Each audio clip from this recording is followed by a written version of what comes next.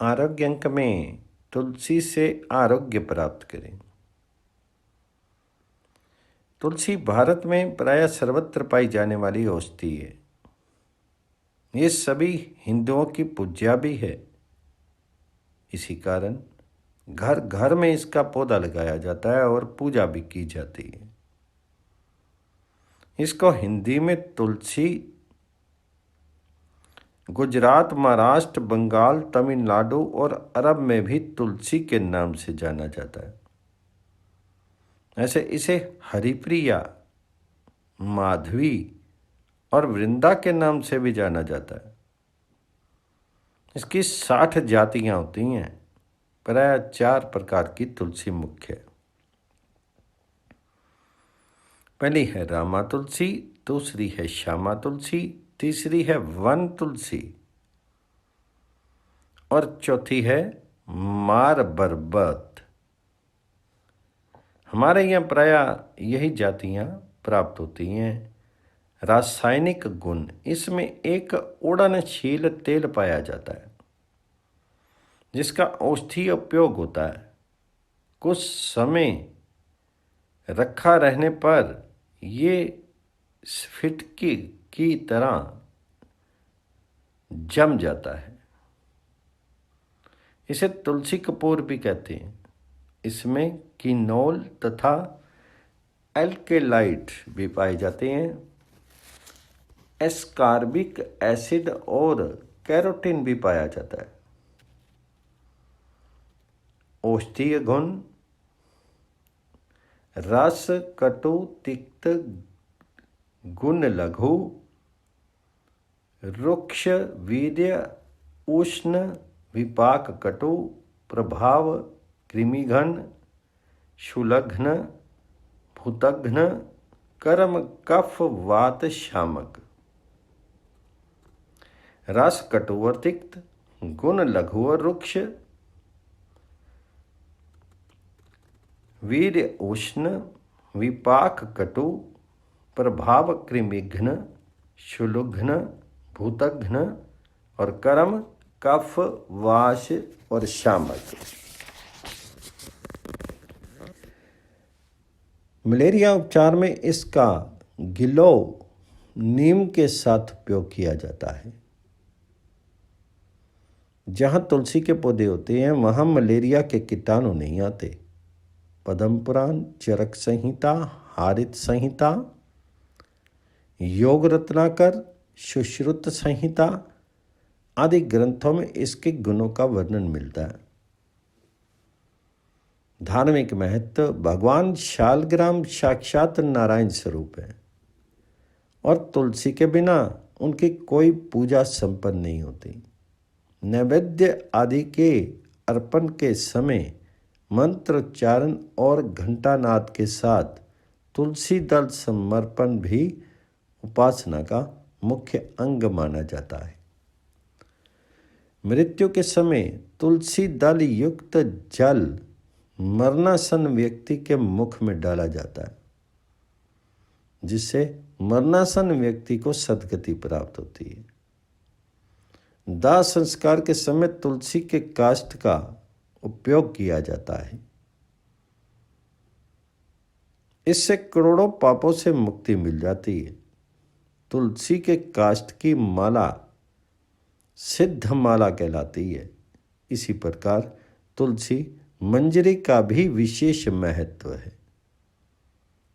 तुलसी का पूजन वैसे तो वर्ष भर किया जाता है, पर विशेष तौर पर कार्तिक में तुलसी विवाह की परंपरा है।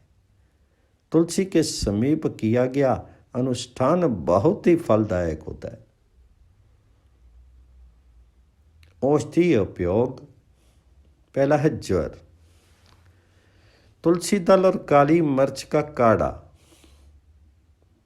पीने से ज्वर का शमन होता है। दूसरा है वात श्लेष्मिक ज्वर। तुलसी पत्र सरस 6 ग्राम, निर्गुण पत्र सरस 6 ग्राम, पीपर चूर्ण 1 ग्राम मिलाकर पीने से ज्वर ठीक हो जाता है। तीसरा है आंतरिक ज्वर। तुलसी दल 10, जवित्री 1 ग्राम शहद के साथ मिला करके खिलाना चाहिए। 21 दिनों तक आंतरिक ज्वर में लाभ होता है। चौथा है खांसी। तुलसी के पत्ते और अडोसा के पत्ते मिला करके बराबर मात्रा में सेवन करने से खांसी में लाभ होता है। 5वां है करणछूल। तुलसी पत्र सरस कान में डालने से कर्णछूल शांत होता है। सरसों के तेल में तुलसी पत्र उठा लें। जब पत्तियां जल जाएं तो छान करके रख लें। 6वां है नासा रोग। नाक के अंदर पिंडिका में तुलसी पत्र बांट करके सूंघने से आराम होता है। 7वां नेत्र रोग। तुलसी पत्र सरस में मधु मिला करके आँख में लगाने से आँख में लाभ होगा। 8वां केश रोग। तुलसी पत्र सरस, भृंगराज पत्र सरस और आंवला बारीक पीस करके मिला करके लगाने से बाल झड़ना बंद हो जाते हैं, बाल काले होते हैं। वीर्य संबंधी रोग। तुलसी की जड़ को पीस करके पान में रख करके खाने से वीर्य पुष्ट होता है, स्तंभन शक्ति बढ़ती है।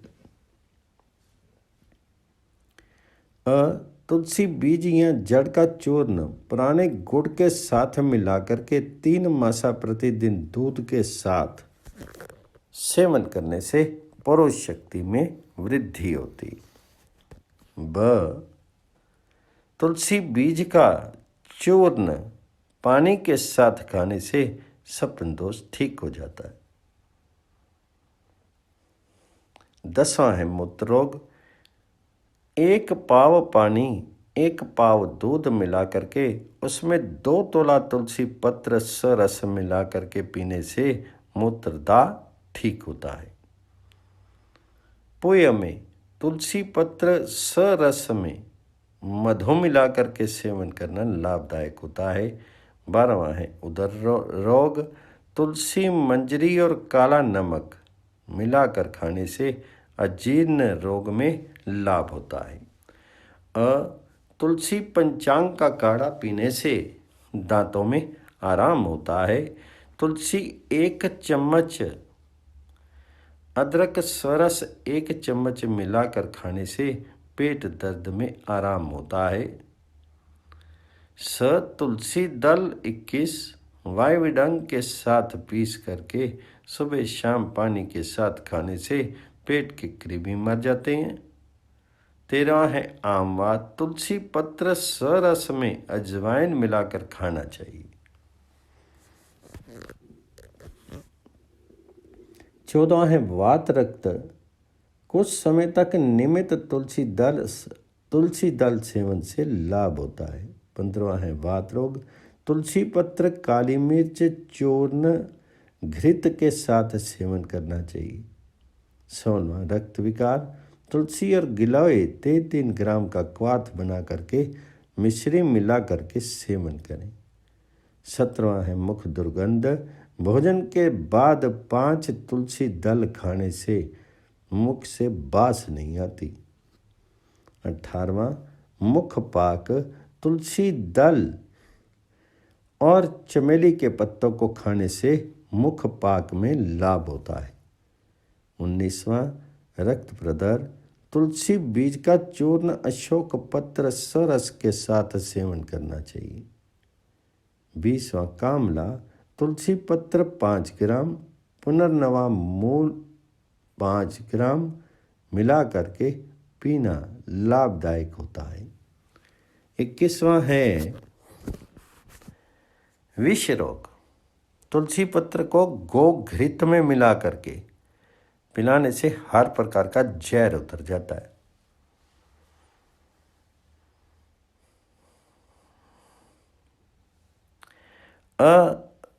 सर्प विष। मार बरबद तुलसी के बीज 2 ग्राम खाने चाहिए और बांट करके लगाना चाहिए। बेहोश होने पर रस नाक में डालें। ब वृश्चिक दंश। तुलसी पत्र सरस चौगुने जल में बांट करके 5-5 मिनट तक पिलाते जाएं। 22वां शीरशूल। तुलसी दल 11, काली मिर्च 11 मिलाकर खाने से सिर दर्द ठीक हो जाता है। इसी का नस्य लेने से आधा सीसी में लाभ होता है। 23वां है मूषक दंश। तुलसी सरस अफीम मिलाकर लगाने से लाभ होगा। 24वां मधुमक्खी। तुलसी पत्र सरस सीधा नमक और घृत मिलाकर लगाने से सूजन भी नहीं आती, दर्द से भी आराम होता है। 25वां दद्रोह। दाद होने पर तुलसी पत्र सरस और नींबू का रस मिला करके लगाने से दाद ठीक हो जाता है। 26वां खाज खुजली। खाज खुजली में नीम पत्र एवं तुलसी पत्र मिला करके खाएं भी और लगाएं भी। 27वां सफ़ेद दाग।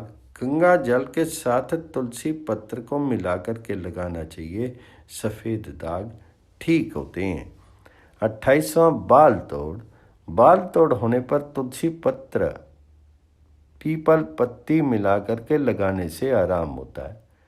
29वां घाव।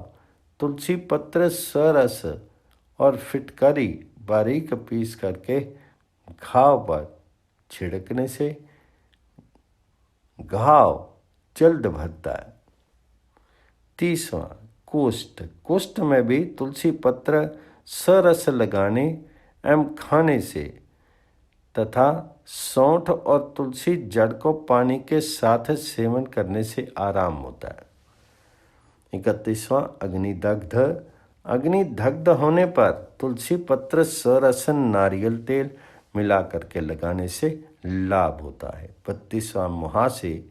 तुलसी सरस नींबू सरस बराबर मात्रा में मिलाकर लगाने से मुहासे मिट जाते हैं।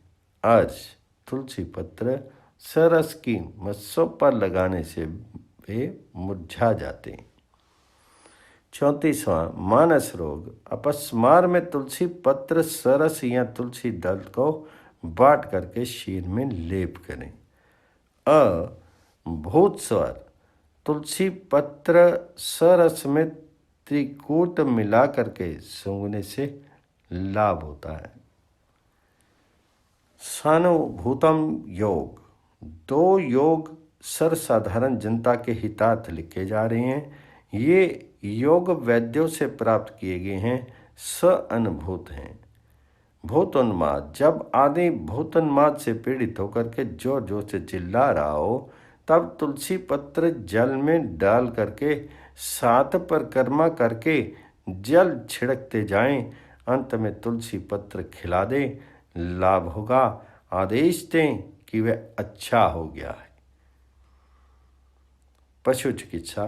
गाय भैंस के कीड़ा पड़ने पर जब किसी गाय या भैंस को व्याधि हो गई हो और कीड़ा हो गया हो, तो नीला कपड़ा लेकर के रविवार के दिन या बुधवार के दिन मार बरबत तुलसी की शाखा लेकर के उसे मोड़ करके कपड़े में बांध लें और उसको सींग में बांध दें।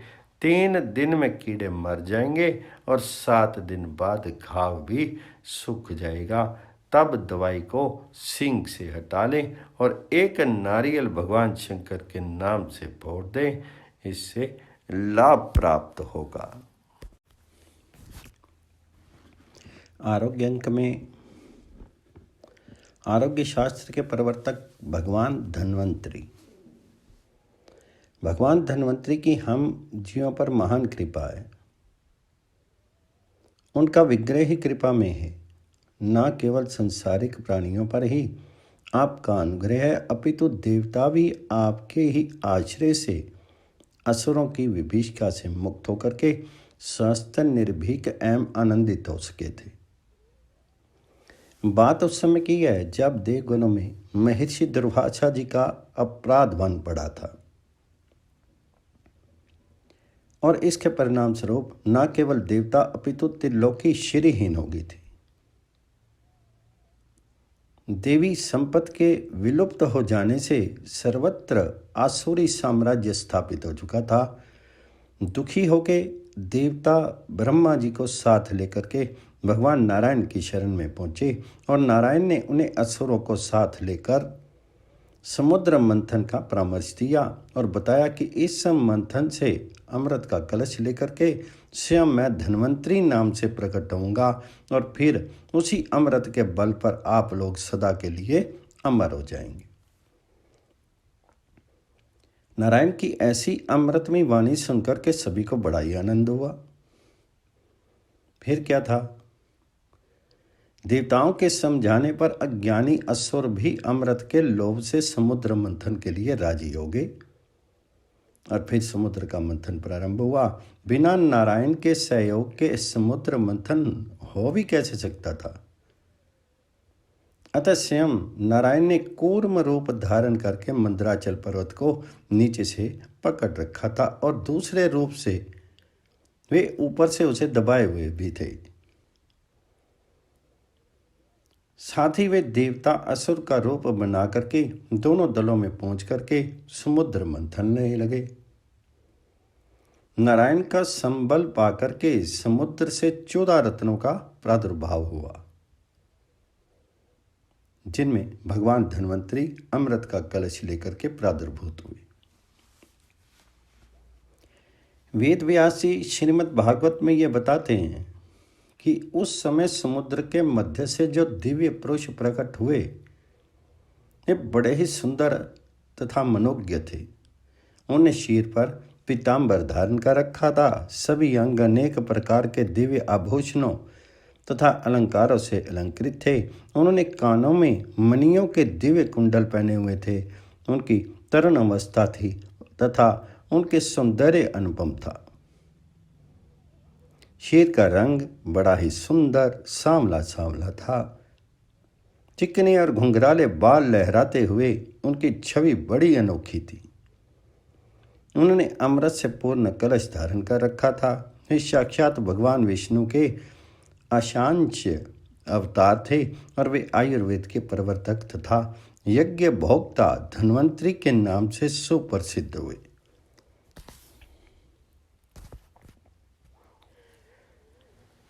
महर्षि वाल्मीकि ने उन्हें आयुर्वेद में कहा है।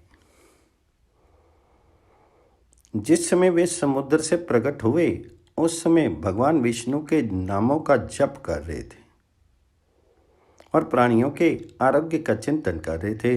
उनकी बड़ी दिव्य आभा छिटक रही थी। वे नारायण के अंश से ही अवतरित थे। उस समय भगवान विष्णु ने आप अर्थात जल से उत्पन्न होने के कारण उनका अब्ज ये नाम रखा और अनेक वर प्रदान करते हुए उन्होंने कहा, वत्स तुम्हारा आविर्भाव तीनों लोगों का कल्याण करने के लिए हुआ है। इस समय असुरों ने तीनों लोगों में त्राही त्राही मचा रखी। वे इतने प्रभावशाली हो गए हैं कि उन्होंने देवताओं को भी भयभीत कर रखा है। बिना अमृत के वे कैसे स्वस्थ रह सकते हैं। अतः अमृत रूप अमोघ औषधि प्राप्ति के लिए ही तुम्हारा प्रादुर्भाव हुआ है। वह पूर्ण हो चुका है। इस समय तुम अब अमरावती में प्रतिष्ठित हो। दूसरे जन्म में तुम लोक में अति प्रसिद्धि प्राप्त करोगे। वहां गर्भावस्था में ही तुम्हें अन्म आदि सिद्धियां प्राप्त हो जाएंगी। तुम उसी शरीर से देवत्व प्राप्त कर लोगे और ब्राह्मण लोग चारु मंत्र व्रत एवं जपनीय मंत्रों द्वारा तुम्हारा यजन करेंगे। तुम आयुर्वेद को परिवर्तित करके उसे 8 अंगों में विभाजित करके आरोग्य के अवदान से जीव मात्र का कल्याण करोगे।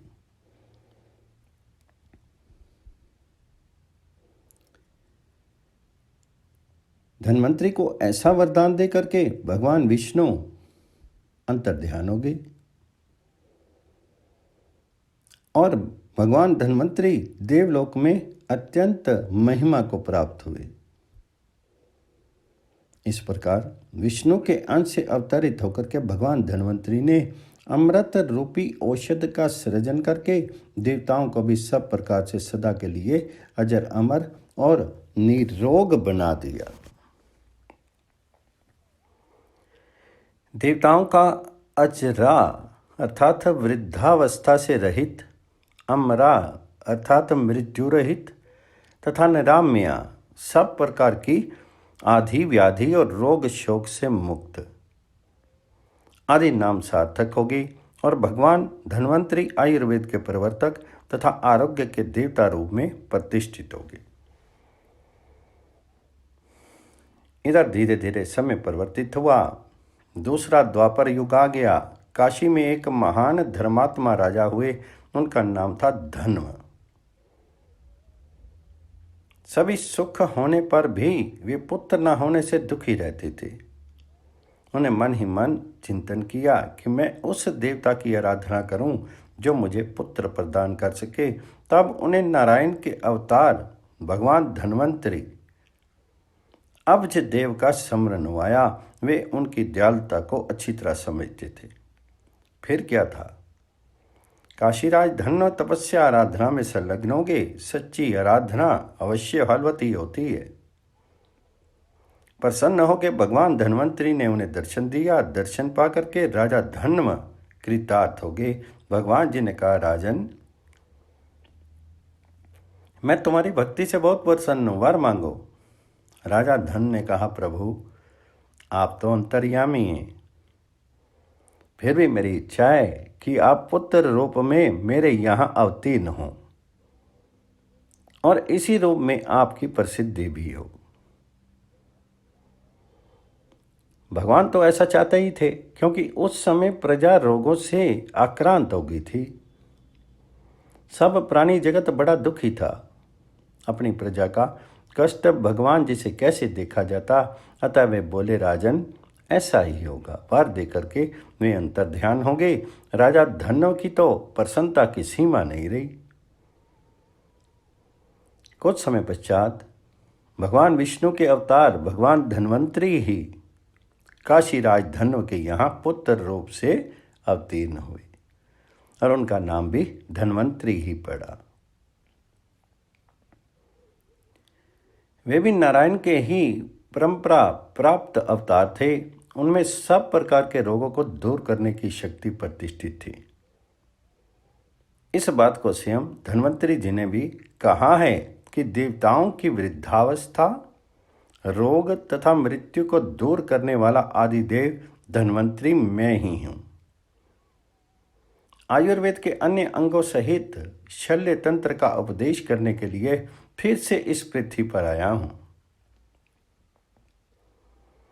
यद्यपि काशीराज धन्वंतरी आयुर्वेद शास्त्र के ज्ञान से सब प्रकार से संपन्न थे, तथापि मर्यादा है कि गुरु मुख से ज्ञान प्राप्त करना चाहिए।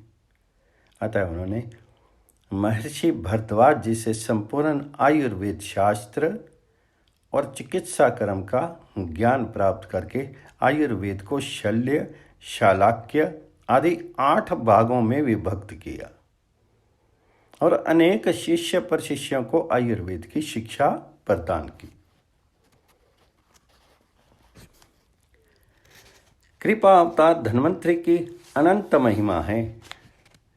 उन्होंने आरोग्य शास्त्र का प्रवर्तन करके जीवों का महान कल्याण किया। इनकी सबसे बड़ी विशेषता ये है कि श्रद्धा भक्ति पूर्वक इनके स्मरण मात्र करने से सब प्रकार के रोग शोक आदि व्याधि दूर हो जाते हैं। भागवत आदि में इन्हें दीर्घ आत्मा, धीरतमा का पुत्र कहा गया है। शल्य शास्त्र के प्रमुख ग्रंथ सुश्रुत संहिता में ये निर्देश है कि काशीराज धन्वंतरी से ही महर्षि सुश्रुत ने संपूर्ण आयुर्वेद ग्रहण किया। महाधन्वंतरी को दिवोदास धन्वंतरी कहा गया है। इस प्रकार भगवान नारायण पहले अब्ज धन्वंतरी के रूप में और पुनः काशीराज धन्वंतरी के रूप में अवतरित हुए। उनके समुद्र से अवतरण की तिथि कार्तिक मास की कृष्ण पक्ष की त्रयोदशी धन्वंतरी जयंती के रूप में प्रतिष्ठित है। आरोग्य के अधिष्ठात्र देवता के रूप में इस तिथि को इनका विशेष पूजन, आराधन आदि बड़े समारोह से किया जाता है और इनसे आरोग्य के अवदान तथा उनकी कृपा प्राप्ति की प्रार्थना की जाती है।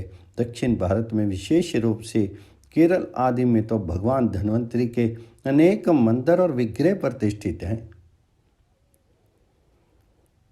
भक्तों ने अनेक स्वरूपों में उनका ध्यान किया है, जिनमें मुख्य रूप से चतुर्भुज भगवान नारायण के रूप में उनकी आराधना विशेष रूप से होती है।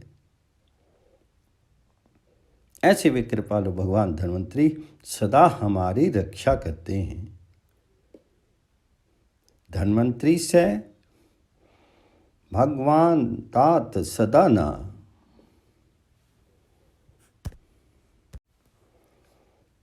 आरोग्य अंक में महर्षि कश्यप और उनका ग्रंथ काश्यप संहिता।